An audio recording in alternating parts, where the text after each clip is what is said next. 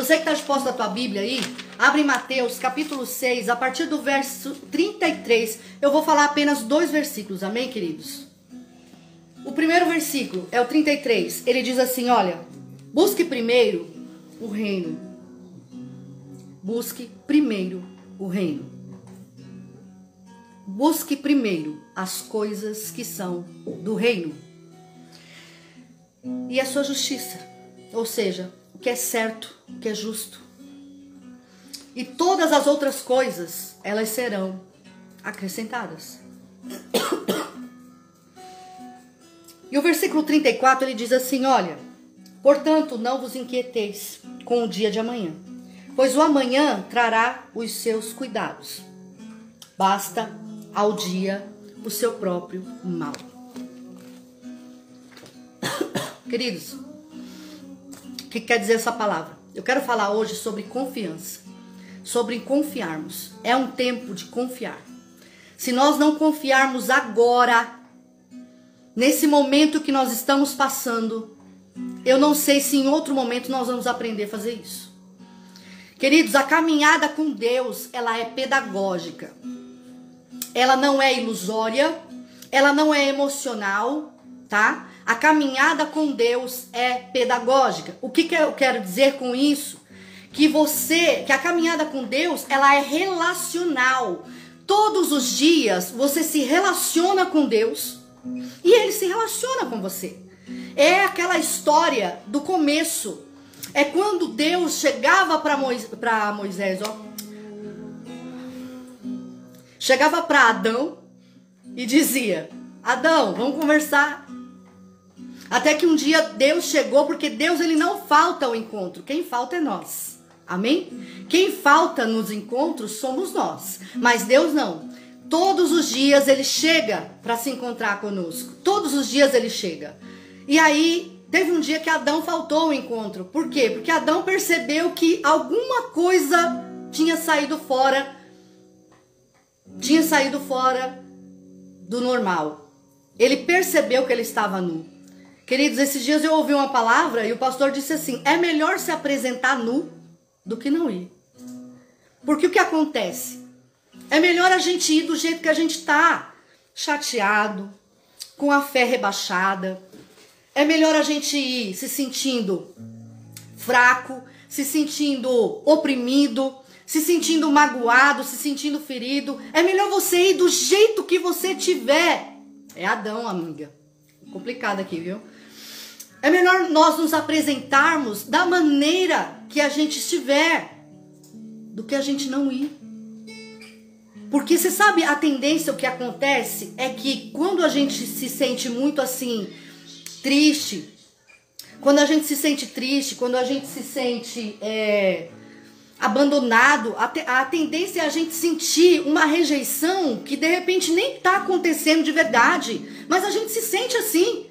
A gente se sente desprezado, a gente se sente rejeitado toda vez que uma coisa não sai do jeito que a gente quis, do jeito que a gente planejou. Que nem, por exemplo, nós não planejamos estarmos vivendo no meio dessa pandemia, né? Nós não estamos planejando, nós não planejamos estar do jeito que estamos. Mas o que acontece, queridos? Nós estamos.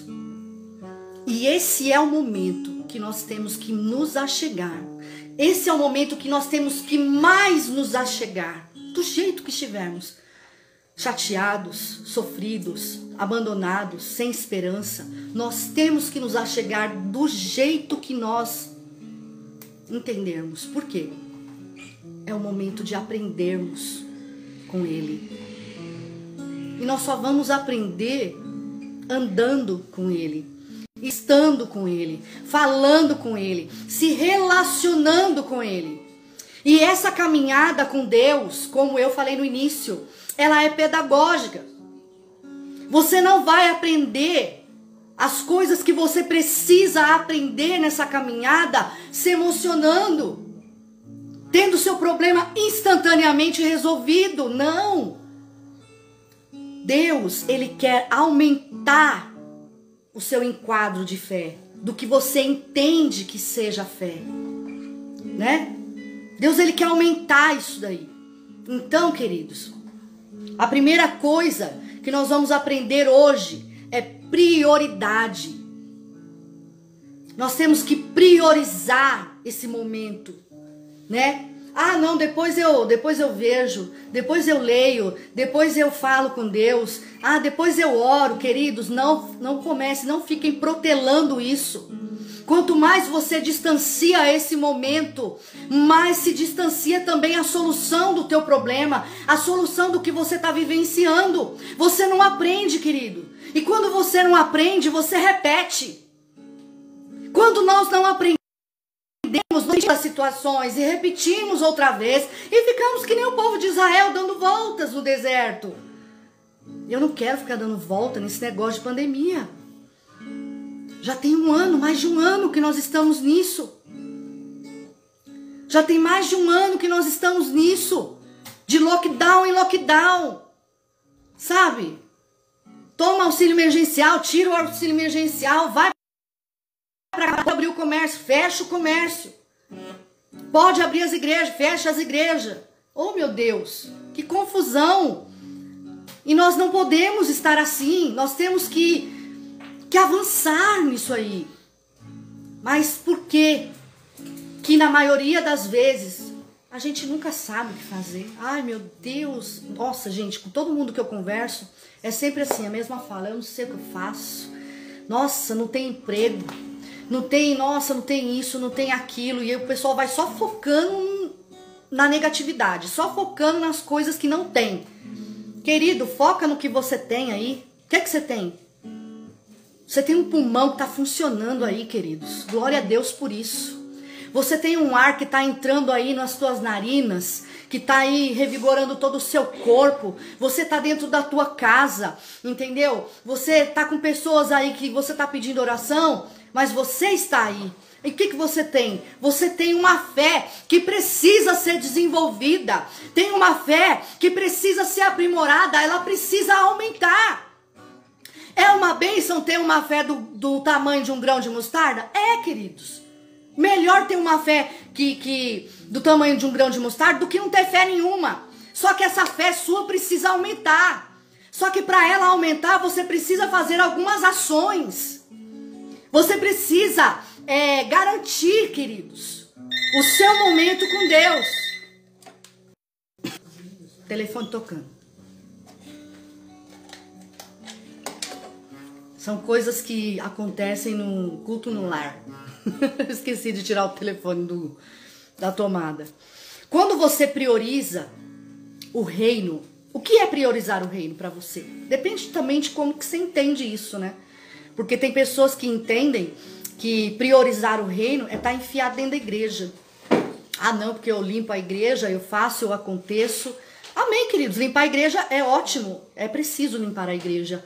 É preciso cuidar da casa do Pai, é preciso contribuir, é preciso exercer ministério dentro da igreja. Isso é maravilhoso, porque é o desenvolvimento da tua fé, do teu ministério, do teu chamado. Ô, Luana, você não fica me atrapalhando não, viu? Aqui, ó. Quando você prioriza o reino, querido, não é nada disso, não. Quando você prioriza o reino, você garante que as outras coisas se encaminhem tranquilamente, sem que você precise se preocupar. 20 minutos. Então o que acontece? Só que nós sempre invertemos, né? As coisas. Nós sempre invertemos esse versículo. Nós primeiro nos preocupamos, nos desgastamos com as coisas. Nós ficamos loucos, perturbados de como nós vamos resolver, como nós vamos comprar, como nós vamos pagar. Meu Deus, como que eu vou fazer? E o reino é depois. O reino é se der. O reino é se eu conseguir, eu chego lá, se eu conseguir, eu faço. Querido, está invertido. Quando as coisas estão invertidas, quando princípios estão invertidos, as coisas também na sua vida, elas costumam se inverter também. Porque aí você vai na contramão da situação. E aí você não consegue entender essa palavra de Mateus 6, que ela fala assim, olha, observa os pássaros, vê como eles não precisam trabalhar, como eles não esquentam a cabeça com nada. Mas por que eles não esquentam a cabeça com nada? Porque eles se entenderam. Eles priorizam o reino. O que é o reino então? O reino é você buscar as coisas de Deus. As coisas que estão em cima. E não essas coisas aqui de baixo. E não essa materialidade. E não essas coisas que se desgastam e se desfazem com o tempo. Queridos, essas coisas, quando você prioriza o reino, quando você prioriza entender o que está no coração de Deus, quando você prioriza interceder por um irmão que está precisando de oração, quando você prioriza ajudar uma família que está passando necessidade, quando você prioriza fazer o bem, quando você prioriza andar em ética, andar em retidão, você está priorizando o reino, você está trazendo o céu para onde você mora, para onde você caminha, a forma como você fala, a forma como você age, como você transforma o ambiente onde você é inserido. Isso é a manifestação do reino de Deus sobre a sua vida. Isso é a manifestação do reino. Então, quando você prioriza as coisas que são de cima, o reino de Deus se estabelece. As outras coisas, elas acontecem de uma forma tão natural que você nem percebe. Quando você pisca o olho, já chegou. Quando você percebe, já está ali. Eita, nossa, meu Deus! Queridos, a situação está muito difícil, está muito complicada. Mas em tudo nós temos sido assistidos por Deus. Então vamos redirecionar as nossas energias, a nossa atenção. No que você tem colocado a sua atenção? No que você tem colocado a tua força? Ai, não, eu preciso resolver esse problema. Eu preciso pensar. Eu não estou falando isso para você largar tuas coisas, não. E esperar que outras pessoas vão fazer tuas coisas. Não, faz tuas coisas, querido. Mas faz as tuas coisas priorizando o reino. Faz as tuas coisas agindo como Deus agiria. Dando ordem ao caos. A tua vida tá um caos, tá tudo bagunçado, tá tudo de cabeça para baixo, queridos. Começa a dar ordem ao caos, porque você é a imagem e semelhança daquele que tudo criou. Você é a imagem e semelhança daquele que tudo fez. Existe sobre a sua vida uma autoridade de comando, uma verbalização de autoridade que foi constituída na cruz. Assuma isso na sua vida. E as outras coisas, querido, você não vai precisar, não vai dar nem tempo de você se preocupar com isso. Agora eu quero falar um pouquinho só da palavra preocupação. É quando nós nos preocupamos com uma coisa que ainda não aconteceu. O termo técnico para isso é ansiedade. Nós chamamos de ansiedade a preocupação com as coisas que ainda não aconteceram. Queridos, a preocupação, ela é a principal oponente da sua fé. Não existe. Dois corpos não ocupam o mesmo espaço. Já ouviu aí essa conversa? A gente usava muito isso aí quando pegava o ônibus metrô lotado, né? Olha aqui, meu querido, dois corpos não ocupam o mesmo espaço. Vá pra lá, né? Queridos, esses dois corpos, ou tá um ou tá o outro. Ou você é uma pessoa que tem fé e acredita no Deus que você serve, ou você se preocupa. As duas coisas não dá. Fica até feio, não combina. São duas cores, duas coisas que não dá, que não, sabe? Ah, não, eu tenho fé sim, eu sei que Deus vai fazer, eu acredito, mas sabe, não, mas aí quando você percebe, você já está preocupado de novo, você já está reclamando. Ai, mas nada dá certo. Ai, mas eu não consigo. A sua preocupação, ela destrói a sua fé. Ela destrói a sua devoção. Eu quero finalizar apenas com uma frase que eu anotei agora há pouco. Não existe fé no campo da preocupação. Não existe fé no campo da preocupação. Você tem que decidir, querido. Ou você se preocupa, ou você tem fé. As duas coisas não dá, tá? Quem se preocupa, abre mão, abdica do direito de assentar-se à mesa. Existe uma mesa abundante, posta em nossas frentes. E nós somos convidados a nos assentar e comer das bem-aventuranças, das benfeitorias que Deus tem conquistado para nós. Todos os dias isso está disponível para nós, sabe? Essa corrente de abundância. É só você olhar para a natureza, você olhar para o mar, você vai perceber que o Deus que você serve é um Deus abundante. Ele não faz coisas em pouca quantidade, ele só faz tudo em muita quantidade. E quando você se preocupa, você abre mão de viver tudo isso. Porque você fica atrelado, preocupado, uma coisa tão pequena. Amém, queridos? Essa é a palavra que Deus colocou no meu coração nessa tarde. Amém?